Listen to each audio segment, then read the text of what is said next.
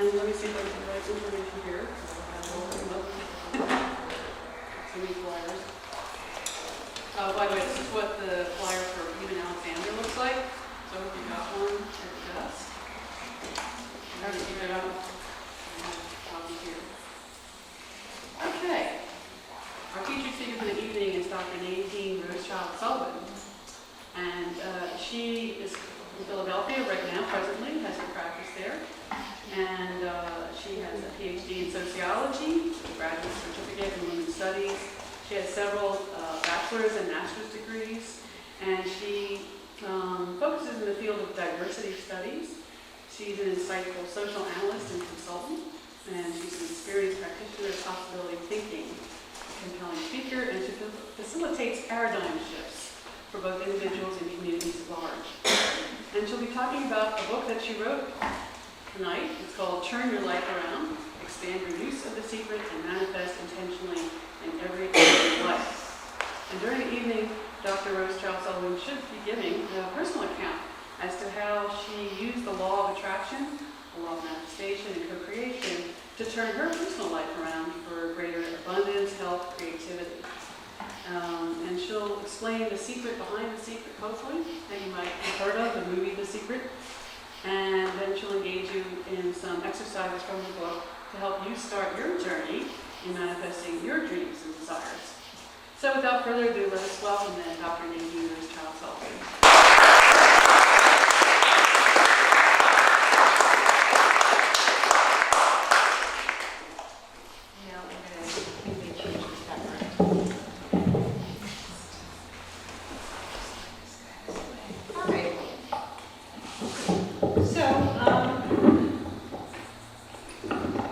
In regard to the work I do as a sociologist, there are two books on the table.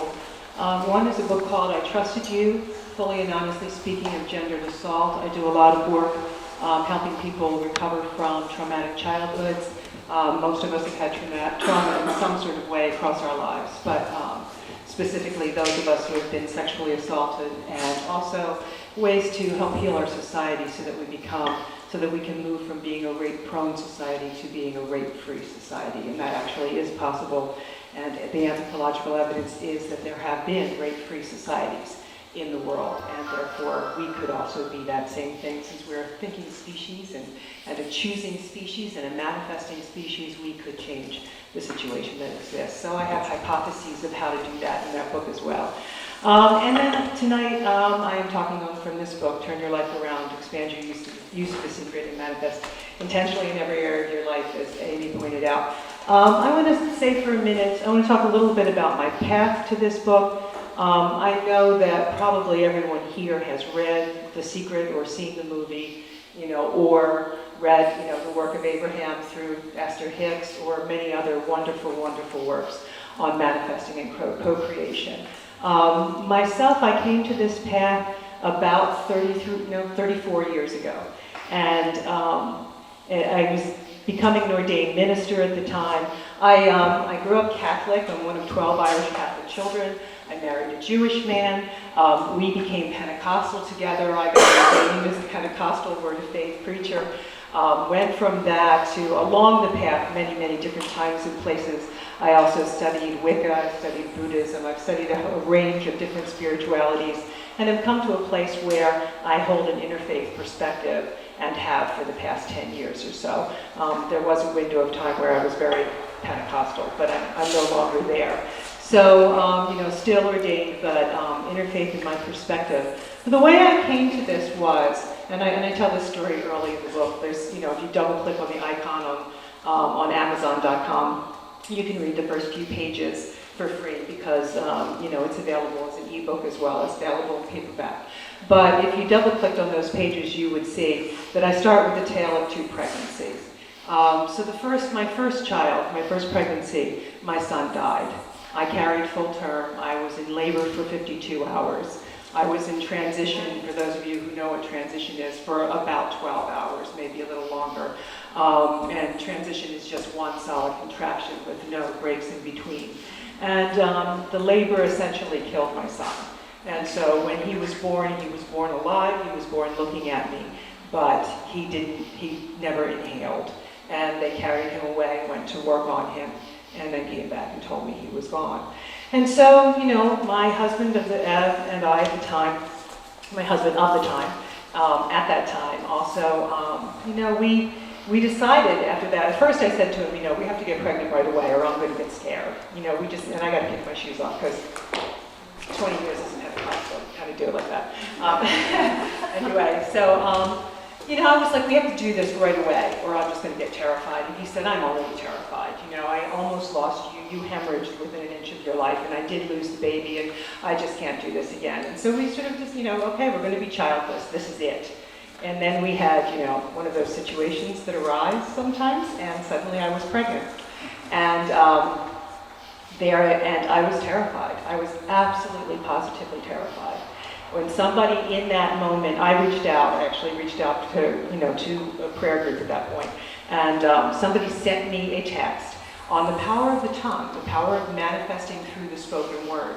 And I began to do it with a vengeance because it was the only thing that settled me or grounded me. It was the only thing that could keep me from that terror. The thing, for those of you who've been pregnant or for those of you that haven't, the thing about being pregnant is you can't see the baby. When a baby's born, you can look at it, you can go, okay, it looks okay, or you can look and go, oh God, it doesn't look okay. But you have something, you have a visual, you have some sort of contact with whether it's okay or not. When you're pregnant, you don't. There's no natural way to know what's going on inside of you and how this child is developing. And I didn't have to just not miscarry. It wasn't like, people that miscarry, and miscarriage can be very, very grievous and cause a lot of pain to people. But I didn't have to get past 3 months or 4 months or 5 months. I had to carry full term. I had to get labor again, which was terrifying. After a 52-hour labor, the idea of laboring again was like not a thrill. And I had to hear the baby cry. I had to hear the baby inhale. And so I locked into doing what this book said and did it entirely for the duration of that pregnancy, probably about 8 months of that pregnancy. And when I finally went into labor, I was only 4 days late with this baby. And when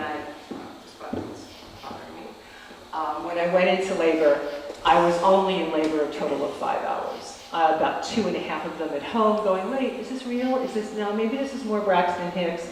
And then about 2.5 hours in the hospital.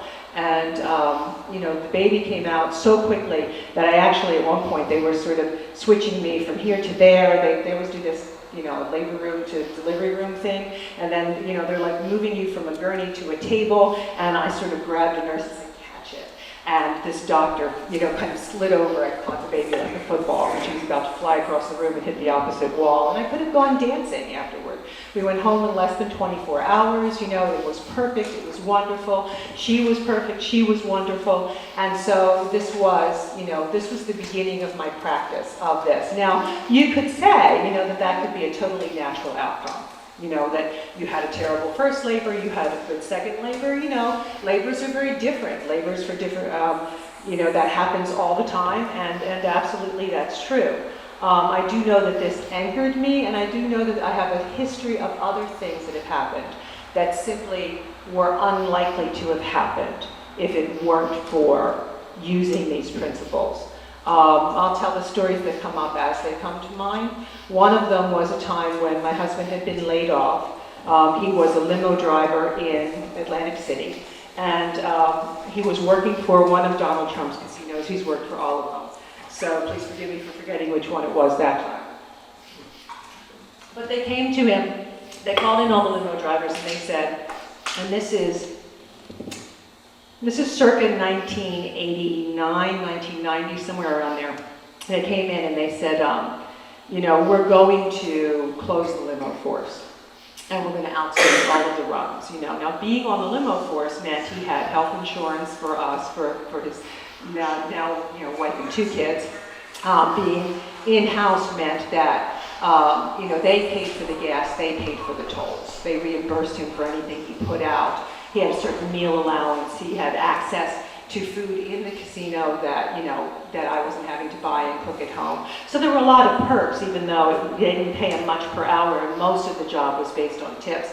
There were still things that he just didn't want to be someone driving for an outside company, because when you drive for an outside company, you pay all the gas, you pay all the tolls. There is no health insurance and all of that. So he tells me, about this meeting. And then he says, we had done this a number of times together for a lot of things. And he comes to me and he says, I want to believe that this has changed. And I'm thinking in my head, this is Donald Trump. These people eat people for breakfast. This is like, there's no way. They have made a concerted corporate decision. This is going to be what it's going to be. And I'm thinking, just please go look for a job. Please just go look for a job. But he's like, I want to do this. I want to believe. I'm like, okay, I will do it with you. And so the two of us, I came into agreement with him, and the two of us walked around for the next 2 months visualizing and speaking and locking into believing that we received, that he retained his job and that he wanted full seniority. So we just kept saying that, and we kept doing that and walking around saying that. And he got a call 2 days before the last day of work. He got a call to come in. There was a special emergency meeting, and they called the limited force back in, and they said, we've decided to keep a small in-house force. You're still all laid off, but we're going to rehire like 7 of you. There was a force of about 40. We're going to rehire 7 of you. And they rehired my husband with full seniority. And so it was as if it never happened. There wasn't even a glitch in a paycheck, So those kinds of things are things that I think were highly unlikely to have happened if it weren't for intentionally manifesting a different outcome. So I think that one of the things about a lot of the law of attraction books is they tend to focus simply on money. And it's easy to, money makes good examples, and I've done it myself, I have some money examples as well, but they tend to focus not on other things. And you can use these principles to believe for health, for yourself, for your family, for those you love, for your children, for your spouse, your partner. You can use these principles in a range of ways. We could use these principles on purpose, and some people are, to manifest for the earth as a whole, to manifest for the increasing enlightenment of humankind, or to manifest for changes in the environment that we need, But these principles can be used in so many ways. And one of the things that, that doesn't get talked about is that, quantum physics, there's a lot of talk about quantum physics and the underlying reality. But one of the things that doesn't get talked about is the problem of evil and the fact that we don't all start on a level playing field. A majority of the books that are written as if, everybody is middle class, probably white, probably male, even though Rhonda Byrne is not male. There's still an overwhelming sort of sense of, I'm believing for something, but I already have my basic needs met, and I'm believing to become rich. I'm not believing for a meal when there's no dinner and no sight of dinner anywhere. I'm believing to go from good to better. Not so much I'm believing to go from nothing to something. And we really are affected, despite the reality, the underlying reality, that there is a quantum field that can be altered by what we believe, that human will and human thought and emotion, when it's dedicated towards that proposition of creating something, that it'll bring it to pass. Despite that, it's like there's a collective thing going on. It's not just my life, it's not just my world. If you think of it as a giant mosaic, right? And there's just this giant painting, and it's all of humankind and all eras and ages and peoples, and here's this little tiny square that's mine. And whatever's going on, in this space, in the early 21st century, and whatever's going on is affecting my little piece of the canvas. Donald Trump was affecting my little piece of canvas.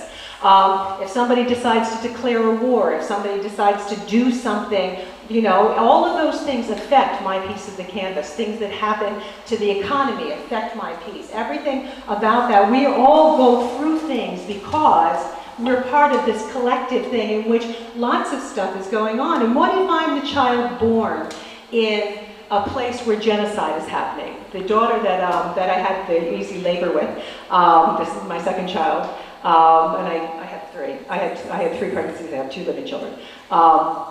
that daughter went on and got a master's in Holocaust and Genocide Studies. Daddy was Jewish. She wanted to know more about her heritage. She did a Jewish Studies minor and then this master's degree. And in studying that, genocide is actually increasing around the globe.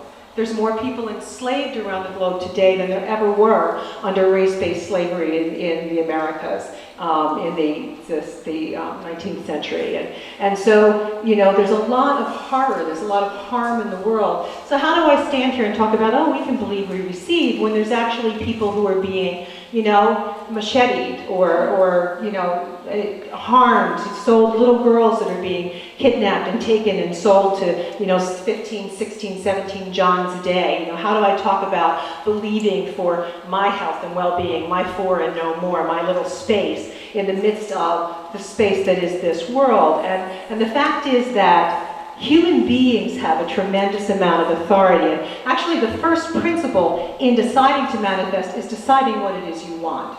And it's one of the hardest pieces. I think there's sort of two hard parts to this. And the first of them is actually just deciding what it is you want.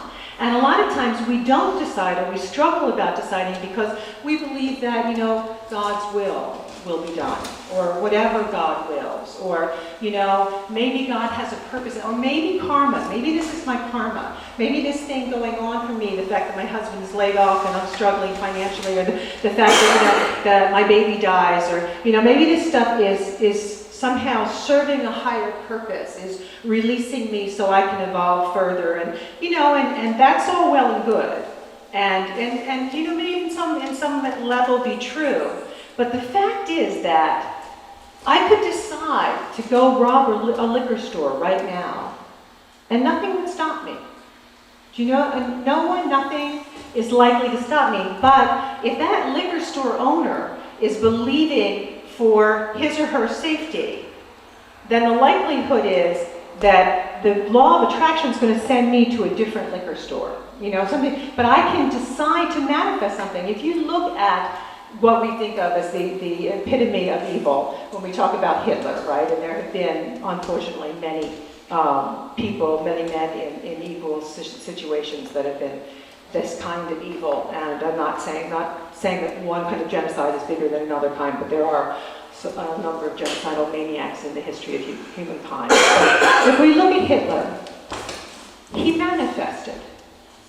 He absolutely determined an outcome. He decided what he wanted.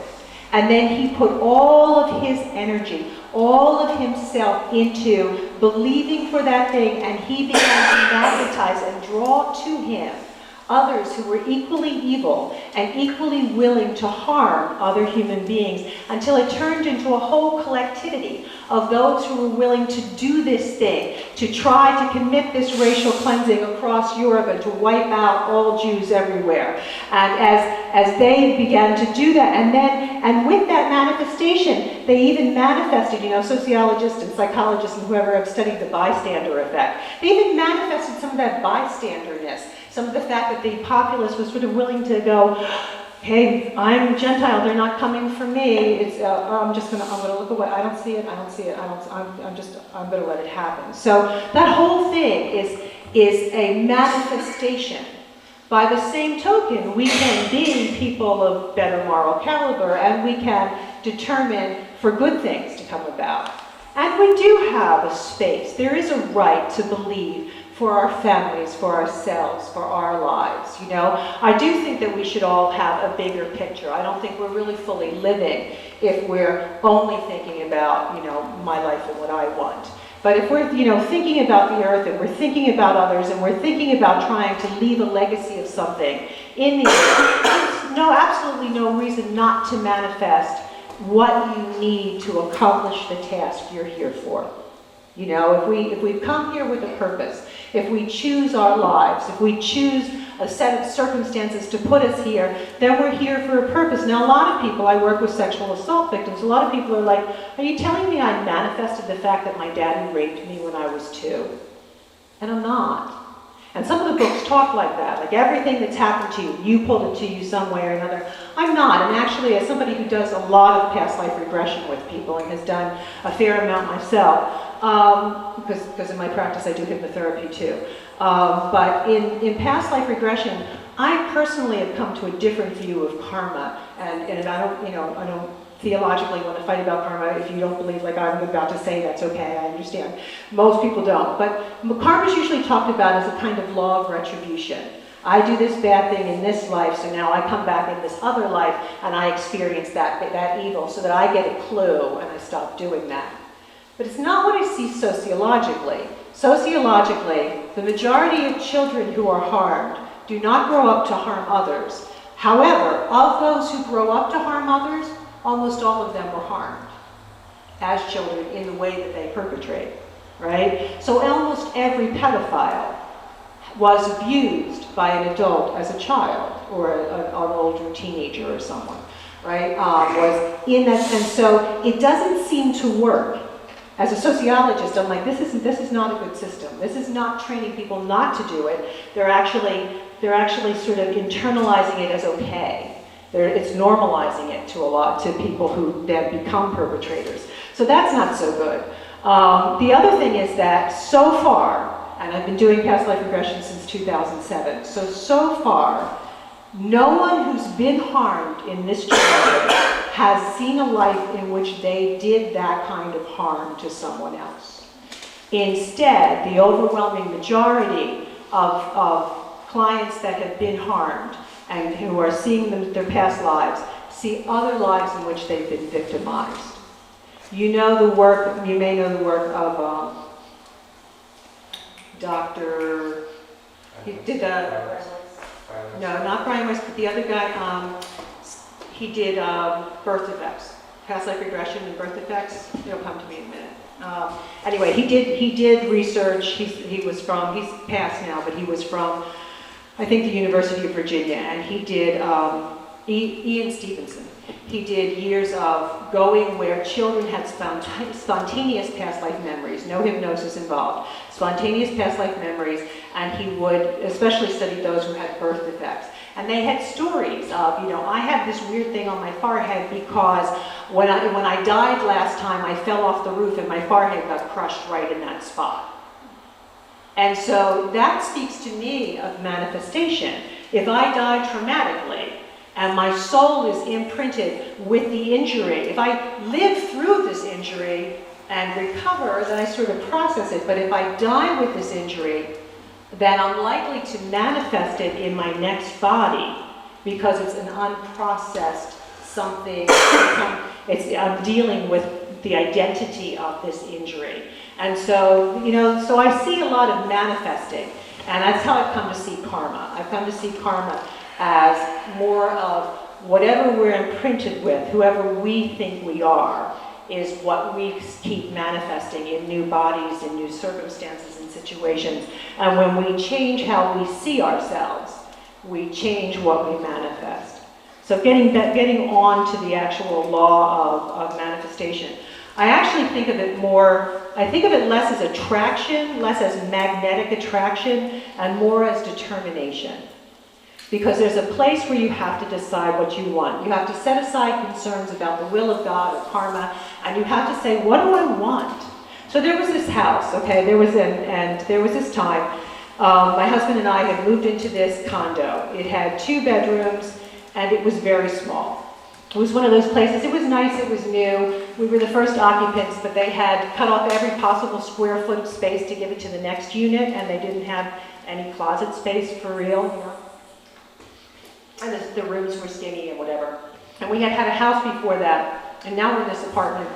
And so, stuff was everywhere, and we have 2 kids in there. And the UPS guy came one day, and he looked and he went, "You used to have a house, huh?" Because it was like, there was, it was under the couch, it was behind the couch, it was like climbing the wall, it was everywhere. And so, it was a very crowded space, and I began to use these principles to move into a different house. And at this window in time, we wanted to rent. We wanted to pay about what we were paying for the condo.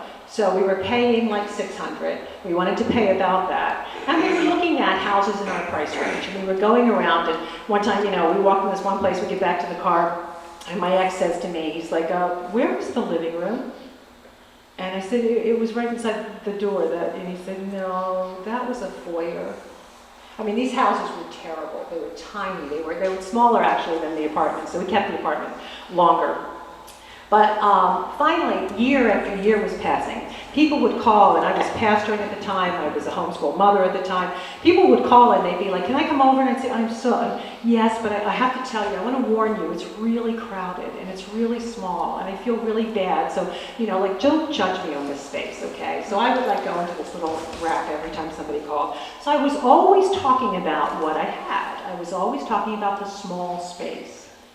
And so I would go into prayer, I would go into meditation, I would go visualize, and I'd be like, I believe I receive a big house, I believe I receive these nice rooms, I believe I receive privacy and a yard and, more than one bathroom. There were things I was believing for. But then I'd come out of that space and somebody'd call on the phone and I'd talk about what I had again. And so time was passing, and finally it's like, Nadine, you know what you're doing, and you know you're doing it wrong. Knock it off. So the thing is that you have to decide. So I said this one day, okay, I am drawing a line in the sand. I believe that I receive this other living space. It has more than one bathroom. My one kid would take so long in the bathroom when she was she was 2 or 3. I would actually have to pick her off the toilet, put her on the sink so you could use the toilet, and I put her back on the toilet. More than one bathroom, a bedroom for each child, lots of space, whatever. So I start describing the place, and it's like, I believe I have it now. So that's the thing. That you have to decide what it is you want, and then you have to make it present tense. And so I am not going to change from here out. I had learned this thing on a book on the power of words. Not so much visualization, but the power of words. And visualization is fabulous, but you can't visualize in your meditative space and then come out and talk about what you've got, because nothing's going to happen. You're just going to you are manifesting, but you're just, the universe does not know what to do for you. You're confusing the quantum field. You have to actually choose. And so I chose that day. And within 2 weeks, the phone rings. And this homeschool mom says, my husband saw this thing on the sign at work, on the bulletin board, and call this number. It hasn't been advertised in the paper yet. So I tell my husband, and he says, I am not looking at another house. I'm done. No. So a couple days later, Patty calls back, and Patty's like, did you go see it? And I'm like, he won't go see it. She's like, put him on the phone. So I put him on the phone. So when Patty yells it, then we go. So, what is that? Right? So we get in the car, we go over there, we walk in. It is sitting on 10 acres of land. When you walk in, the entire house, the whole front of the downstairs is this enormous living room. It's got room for one of those big old screen TVs. It ends up with a couch and a love seat. You get down here, it's got a roll-top desk over here after we moved in. We've got a big, huge mahogany desk over here, 3 bookcases and a space to ride around in my chair. So it's this whole long living room with this office alcove. Behind it, the kitchen is also the full length of the downstairs with a bathroom at one end. And wrap-around windows looking out on those 10 acres of woods. You go up the stairs, nobody's ever lived in it. You go up the stairs, and when you walk into the master bedroom, the entire one wall, almost the whole wall is window, this enormous picture window. And the ceiling is like, I don't know why the guy put a smoke detector up there. When that battery went bad, it was a real, I mean, not here. In my, the master bedroom, it was just like this huge, 12, 15-foot ceiling. It was way up there, and it was slanted, kind of like this one. It was this slanted ceiling, and there's this curved wall going to the master bedroom, bathroom. After we moved in, this room was large enough to hold our king-size waterbed, and a walkway on either side before our big old dressers. At the bottom of the waterbed, we were able to put another love seat, And then there was enough floor space for my 6'3" husband to lay down with his head touching the love seat and his feet touching the TV, right? This room was enormous. 2 bedrooms for the kids, both decent size, and above their bedrooms, instead of the tall ceiling, there was attic space. A shed out back, an acre of cleared land, and completely private, but 2 or 3 minutes from great shopping. So absolutely perfect. They wanted $625 a month for it. So we moved in approximately 6 weeks after I drew a line in the sand. At that house, I'd actually played with it for 6 years, and it had actually been finished. He built the house, the guy who owned it, lived down the street with his mother, and never moved out from his mother, and had built this place, and for 6 years, he would start to put it on the market, and then he'd pull it off and tinker with it some more. And then he'd put it on the market, and then he'd pull it off and mow the lawn with a lawn, and just, so we ended up living there for a long time. So there's this thing, you have to decide what it is that you want. And part of deciding what it is that you want is not just in your head. We are all spirits living in bodies. You have a spirit, right? And you have a two-way communication with spirit. You have your intuition, which I firmly believe is given to us when we have negative intuitions. I believe they're given to us in a timely manner so that we can change circumstances before they happen. If we know what we're doing and how to do it, often we can change. Or if I get an intuition about it, I've always been able to change the circumstance. But we have a spirit. So when you go to decide what it is you want, you need to listen to that communication. So you think about all the things you've read about meditating or visualizing. And you imagine sitting down and visualizing, right? So one time I'm busy doing my dissertation, and I sit down, and I was single at that moment. And I was, okay, I should want a partner. I should believe in a partner. So I sat down and I started to try to picture this partner. The things they would have, the way this person would be. I wanted to picture how this person would be. And so I'm visualizing somebody putting a key in the lock and turning it. I'm hearing the lock tumbler turn and hi honey, I'm home. And as I'm creating this, I'm doing this on purpose, daydreaming, right? Like we did as little kids when they were teaching long division and we wanted not to be there. So it's like, okay, and I'm visualizing this, and then all of a sudden the visualization begins to speak to me. And instead of me making it up, I hear the person say, can you help me carry the groceries? And some fear rises up in my solar plexus, in my abdomen. I don't want to help carry groceries. I have a dissertation to write. I can't help carry groceries. I'm trying, so Rhonda Byrne is saying, don't sleep in the middle of your bed. Sleep on one side and leave the other side empty and visualize your part. Put some pillows there. Pretend your new partner's there. So I'm visualizing that. And I get this fear again. Like 2-3 times I'm trying to do this visualization. I get this fear. It's like, oh no. What if he breaks my stuff? What if he knocks this over, knocks that over? Oh, no. I have to clean more. No.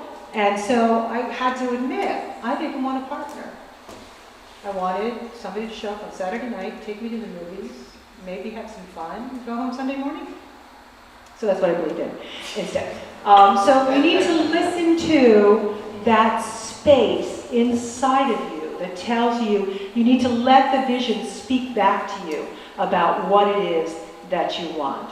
So just for a minute, let's do that. Let's do that exercise. Just close your eyes, and we're going to count down, just simply count down a flight of stairs, just to let yourself relax a little. And decide before I start to count, decide one thing you want to try to picture. You're the little kid in grade school, not wanting to listen to them talk about long division or diagramming sentences or something. And you are going to use your imagination to daydream something that you want. And pay attention to every little flicker of emotional reaction that you get as you are visualizing this thing. So just begin, 10, just begin to close your eyes and let yourself go downstairs. 9, going down deeper and deeper to the core of your being. 8, like going down a circular stairway down into the depths of you. 7, letting your body just relax. 6, letting your breathing slow and deepen. 5, deeper and deeper. 4, letting all the thoughts of the things you have to do wait till later. 3, 2, 1. Go down one more time, another flight. 10, 9, 8, 7, 6, 5, 4, 3, 2, 1. And begin to see it. Pretend.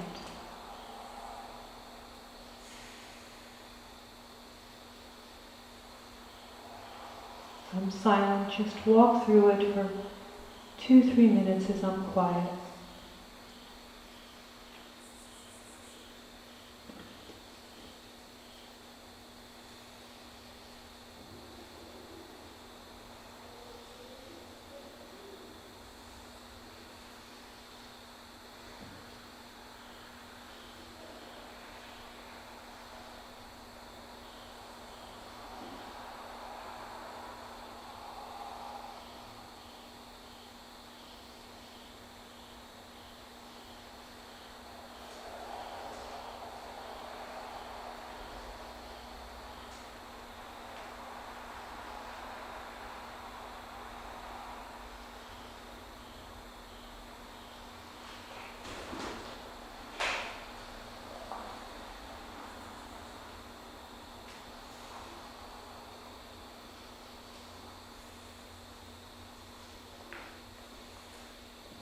Attention.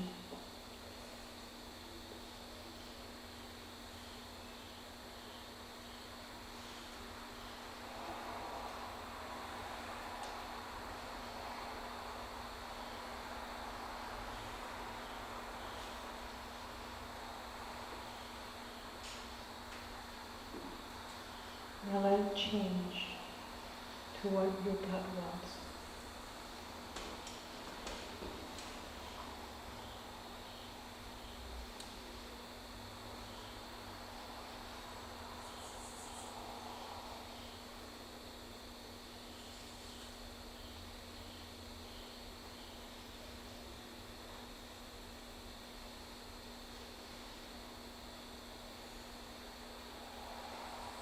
And then when you come back, remember the little flickers of feelings.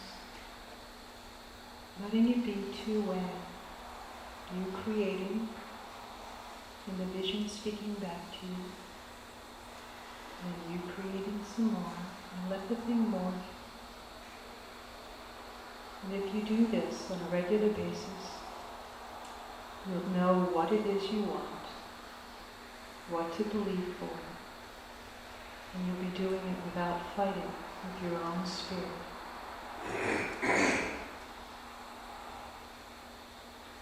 Just make mental notes of what you've seen, felt. Anytime you want, you can take yourself back into this space just by counting down a stair or going down an elevator or down the side of a hill. Letting your own consciousness deepen. Letting the upper conscious mind grow still, paying attention, hearing the feelings in your abdomen and your heart. Just allowing yourself to hear your own spirit. It knows why you're here, what you're here to do, what to believe for, what would be the will of the universe, of God, of all that is, of Source. It knows how to help you release any sort of karmic debt, whatever that actually is. Your spirit knows how to lead and guide you and instruct you.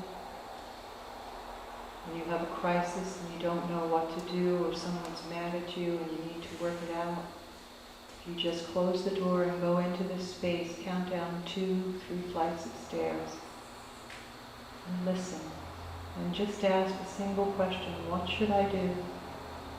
and wait in the silence. The answer will come. It'll be a feeling, like a flicker, like a red light, green light. If it feels good, that's a do it. If it feels yucky, that's don't. Somebody's mad at you, should I call them? It feels good, yes. Feels bad, no. When you come back, don't rationalize. Just hear your own intuitive wisdom. And in regard to this one thing that you went to look at, go back again and again over the next week or so. Look 2 or 3 more times.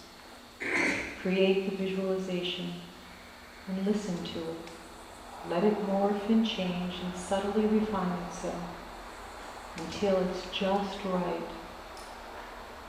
And you know exactly how to proceed. You can ask step by step, what should I do next? And what do I do after that? Just allow yourself to tune in, to silence the upper mind and listen. Now coming back, remembering what you felt and seen as I count from 1 to 3. 1 and 2 and 3. I want to read a piece, just a little couple pages here, of something that happened. One of the reasons that I called this, that I, in the subtitle, talked about manifesting intentionally in every area of your life. This is perhaps the most important time to me. There are a couple of close seconds or thirds, but this is the most important success I ever got using manifesting, and it also was based on listening to my intuition. So years and years and years, as I said, I began doing this during the pregnancy with my oldest daughter, who's now 33, so I began doing this 34 years ago. So by the time we got to 1999, she's 19 years old, I'd been doing it 20 years. So on Mother's Day 1999, for a week I had the intense, overwhelming feeling that something was wrong. Something was pending, that there was some impending doom in regard to my oldest daughter, who was then 19 years of age. All week long I had an ongoing sense that it was urgent to spend time in spirit and change something in regard to her. I didn't know what it was. All I knew was who it was about. Every available moment in that week, I made affirmations of safety over my daughter, and whenever possible, I spent time in spirit seeking a two-way communication about her well-being. I had things to do. I was in school and I went to class. I had homework. That week I only did some of it. I had the normal housework and care of my younger child, who was then 11. I put aside everything except that which I couldn't get out of, feeding the younger child. And I spent every possible minute in meditation and prayer as I kept visualizing and speaking safety and well-being over my daughter. Mother's Day night, my daughter went to a restaurant with some coworkers after work. All that day and evening, I was so distracted by my intuition that I set my other work aside and pressed into the spirit. The sense of urgency did not relent, so neither did I. That day, that night, I lay stretched out on my couch and I prayed and affirmed and visualized continually. The phone rang. Actually, I had just gotten a sense of lightness. It had been dark and heavy. Suddenly, the feeling had changed. Right before the phone rang. The phone rang. My daughter's voice, sounding scared and little, said, "Mommy, can you come get me? I kind of dented my car. There was this deer and I kind of hit a tree." By the time I got there, a good 20 minutes or more had passed. Her car was off the road and in the woods. It was sitting on its passenger door. The ground was so disturbed that 20 minutes after it came to a halt, the dust was still rising in the headlight beams that trailed off into the dense underbrush. But my daughter was standing in the road without an apparent scratch. What I didn't know about my level-headed, hardworking 19-year-old 3.7 GPA college student was that she liked driving fast. There was a little road on the way home that was all trees. She had reached the point where she figured there wouldn't be any traffic, and so she gunned it. At the time the deer ran across the unlit, poorly paved asphalt, she had the car in excess of 110 miles per hour. She swerved a little to avoid Bambi and lost control, and the car went off the road and cut a path through the woods 6 suburban housing lots long before it began to roll. On the way to the tree that finally made it flip, it cut through wooded undergrowth. Each tire was flat, and as it skimmed the bark off tree after tree, every panel had been dented. The last tree uprooted at the base, then smashed lengthwise into roof and trunk. That's when the airbags deployed and the car began to flip. It did several smaller and one full revolution before it ended on the passenger side and came to a stop. By my daughter's description, she held the driver's door open above her with her left arm to make the interior light come on, so she could comb through the airbag dust and the remains of my Mother's Day potted gardenia to find her cell phone, then climbed up and out of the driver's door to jump off the side and call home with a little bit of battery power she happened to have remaining on her phone. A police officer led me along the stretching skid marks, saying she had been in excess of 85 miles per hour. We insisted she take the ambulance ride to the hospital to be checked out. She walked away without a scratch, except for the handful of chiropractic visits and the seatbelt bruise to her neck. A year later, on his way home from work in the morning, the neighbor kid across the street died on that same stretch of back road, directly across from where her car had lost control. Your intuition is a gift. With the running head start it is meant to give you, you can apply the principles of visualization and affirmation and change the outcome of anything under your authority. See, she was my kid. I made her at some level. I cooked her. I let her gel. I brought her to birth. I parented her. She was and is mine. And while she's now an adult with a lot of authority in a spiritual sense in her own life, I knew and I believed that I had authority and that I still have authority. I share it with her a little now, but I had, at one point, as far as I was concerned, full authority over the outcomes in her life.